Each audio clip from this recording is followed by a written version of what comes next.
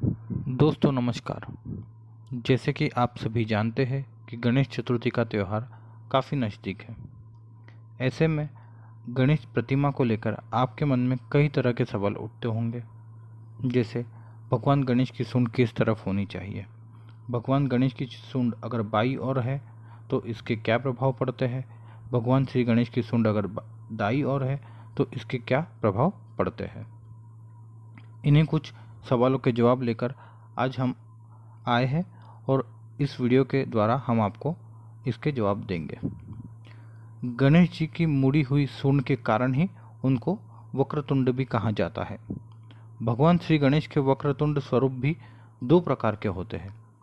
कुछ फोटो या मूर्ति में गणेश जी की सूंड बाईं ओर होती है तो कुछ में दाईं ओर। गणेश जी की अलग अलग मूर्तियों का अलग अलग तरह से महत्व होता है।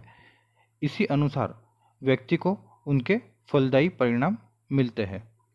गणेश जी की मूर्तियों में सबसे ज़्यादा पीले रंग रक्त वर्ण की मूर्तियों की स्थापना करना शुभ माना गया है। उच्छिष्ट गणपति कहलाने वाले गणेश की प्रतिमा का रंग हमेशा हरा होता है। इस तरह के गणेश जी की उपासना दसों दिशाओं में की जाती है। हल्दी का लेपन या हल्दी से बनी हुई मूर्ति को हरिद्रा गणपति कहते हैं। मनुष्य के लिए इस तरह की मूर्ति की उपासना करना मनोकामनाओं के लिए शुभ माना गया है। सफेद रंग से गणेश जी को ऋण मोचन गणेशपति कहा जाता है और आराधना करने से मनुष्य को सभी तरह के ऋणों से मुक्ति मिलती है। रक्त वर्ण के 4 भुजाओं वाले गणपति को संकष्ट हरण गणेश कहते हैं। इनकी उपासना करने से संकटों का नाश होता है। 10 भुजाधारी रक्त वर्ण और त्रिनेत्रधारी गणेश को महागणपति कहा जाता है। इनके पूजन से सभी तरह के दोषों का नाश हो जाता है। अब हम जानते हैं कि दाईं और घूमी हुई सूंड वाले गणेश जी के क्या महत्व होता है। कुछ विद्वानों के अनुसार आमतौर पर इस तरह की मूर्तियों की मंदिरों में स्थापना की जाती है और उनकी पूजा अर्चना वहीं पर की जाती है। ऐसे गणेश जी का पूजन करने से विघ्न विनाश, शत्रु पराजय, विजय प्राप्ति, उग्र तथा शक्ति प्रदर्शन जैसे कार्य करने के लिए अति फलदायी माना जाता है। सिद्धि विनायक कहलाने वाले गणेश जी जाता है। अगर व्यक्ति किसी भी विशेष कार्य के लिए कहीं बाहर जाता है और जाते समय यदि इनके दर्शन कर लेता है तो वह कार्य अवश्य ही सफल और सिद्ध होता है। विद्वानों की एक धारणा ऐसी भी है कि गणेश जी की जिस प्रतिमा की सूंड बाईं तरफ हो, ऐसी प्रतिमा को पूजा घर में रखा जाना चाहिए। इस तरह के गणेश जी का पूजन करने से घर में सुख, शांति, समृद्धि जरूर आती है।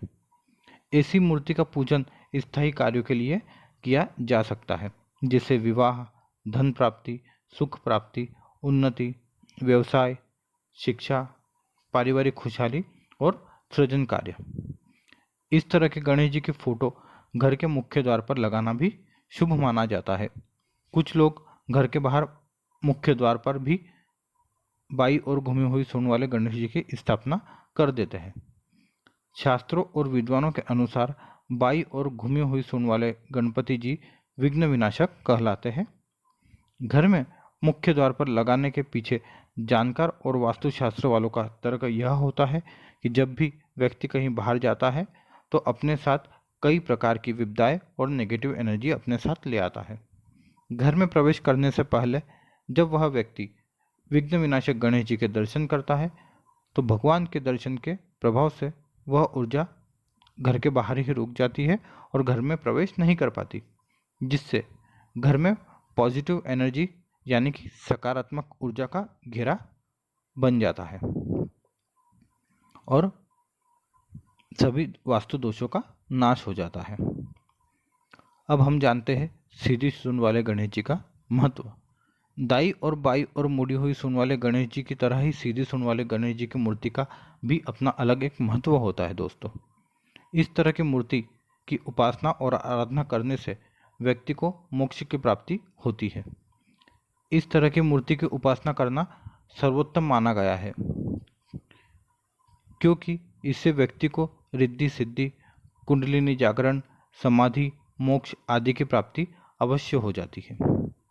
इसीलिए हमारे देश में संत समाज अक्सर इस तरह की मूर्ति की ही आराधना करते हैं। तो दोस्तों, आपको हमारी दी गई जानकारी कैसी लगी, हमें कमेंट सेक्शन में ज़रूर बताएं और हमारे चैनल को सब्सक्राइब करना ना भूलें। धन्यवाद।